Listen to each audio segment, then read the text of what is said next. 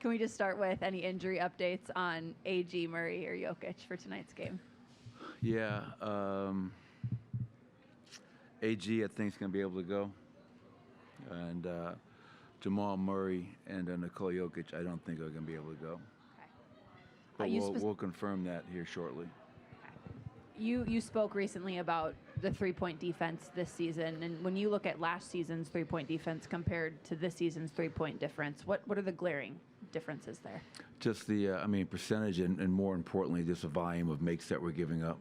Last year we were, I think, second in threes allowed, made threes allowed per game, and that number has taken a ginormous step backwards this year. And we watched film from that Washington game. We gave up 19. And so many of them are preventable. A lot of them are in transition, off turnovers, but then we don't talk in transition, so we don't get matched up. And then just off breakdowns, like a lot of discipline. I thought we played hard against Washington, but we just have to play a lot smarter and to be a lot more disciplined.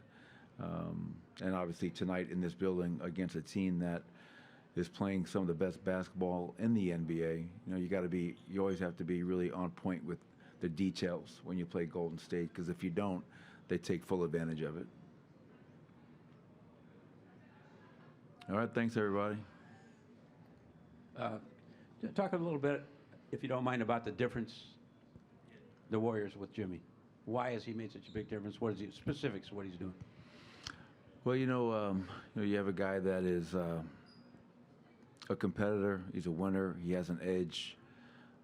He's put teams on his back before, and he comes here and games he's played, they're 14-1, and in that same time, they have the number 5 offense, number 2 defense.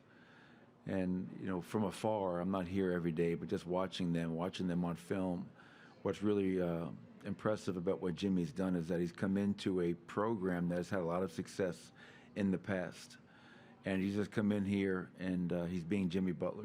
He's doing the dirty work. I'm really impressed with his playmaking. I think averaging 6 assists per game since he's been here in Golden State.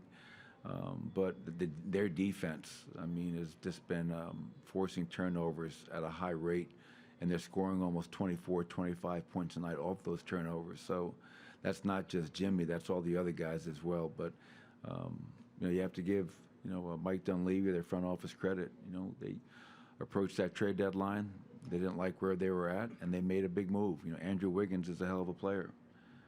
But they went out and got a guy, and you look at the results. They speak for themselves.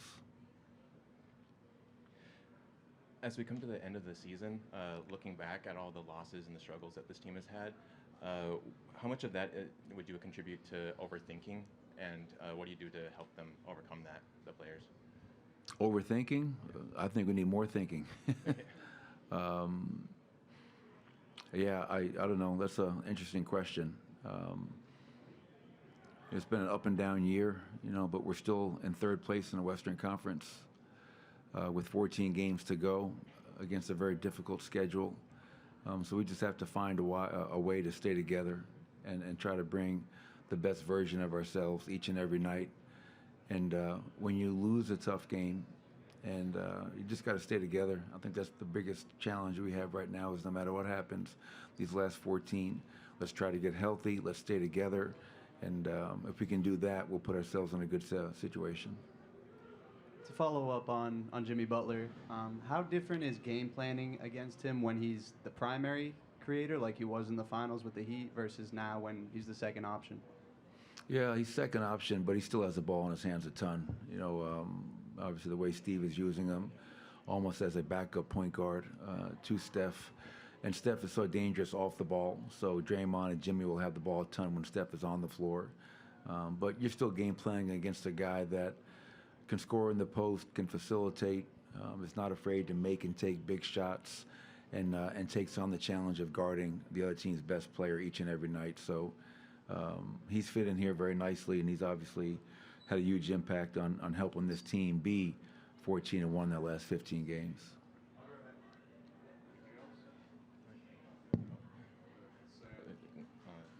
One more here. Go ahead, Sam. I can hear you. Hello, Michael. Nice to see you, sir. You and Joker been through these marathons so many times now, and I know he's banged up. today, but in terms of the level he's been playing at, what he can withstand mentally, physically, all the above, how are you feeling here in mid-March about the long road in terms of the goals of this team and making sure he's in a good place when the playoffs begin? Yeah, I mean, Nikola is probably the least of my worries, just because I have been with him for 10 years. Excuse me. And that, he's a guy that battles through so many things. One of the toughest guys I've ever been around, mentally and physically. So I have no worries with Nikola Jokic as we approach this stretch run with 14 games to go and what we have in front of us. It's just making sure I got to help all the other guys. Jamal's been through it, Aaron's been through it. But we are banged up, tough schedule. Everybody that we're playing is right in front of us or right behind us. And so there's a lot at stake every single night, but we just got to try to take it one game at a time and focus internally. How can we be better?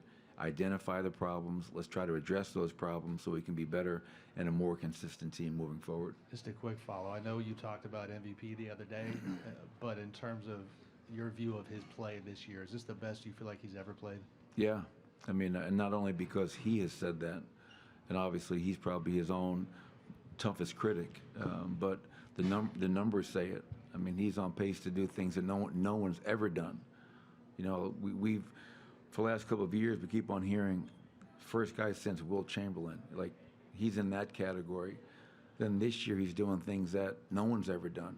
I mean, if he finishes up top 3 in points, rebounds, assists, and steals, that's, again, and the very impressive history of this great game, no one's ever done that. He had a 30-20-20 game. No one's ever done that. He's on pace to average a triple-double. Only 2 other guys have ever done that. So I think he's definitely playing the best basketball of a very brilliant and impressive career. Michael, what's up, man? Good to see you. Happy St. Patrick's Day. Appreciate that. If you allow me to ask one more Butler question. Everybody makes this big deal of playoff Jimmy. You faced him in the NBA Finals. Is there something to playoff Jimmy? Is there something different than him in the playoffs than when you see him in the regular season? Well, I think since day one when Jimmy arrived in the Bay, he's been playoff Jimmy. He couldn't wait and they couldn't wait. When you go to a new team and a new surroundings and a new culture, he's come in from day one and I think just been Jimmy Butler and the best version of Jimmy Butler.